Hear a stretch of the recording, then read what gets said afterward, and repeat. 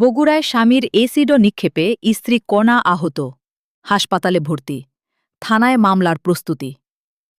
গত মঙ্গলবার ১৬ জুন রাতে বগুড়া সদর উপজেলায় বারপুর দক্ষিণপাড়া নিজ বাড়িতে ঘাতক স্বামী মোহাম্মদ জিহাদ ইসলাম ২৮ কর্তৃক এসিডো নিক্ষেপে গুরুতর আহত স্ত্রী মুসাহ কণা খাতুন ২৪ হাসপাতালে ভর্তি। পরে কণার আত্মীয় স্বজনেরা দ্রুত চিকিৎসার জন্য বগুড়া শহীদ জিয়াউর রহমান মেডিকেল কলেজ হাসপাতালে মহিলা সার্জারি বিভাগের বার্ন ইউনিটে ভর্তি করে দেন।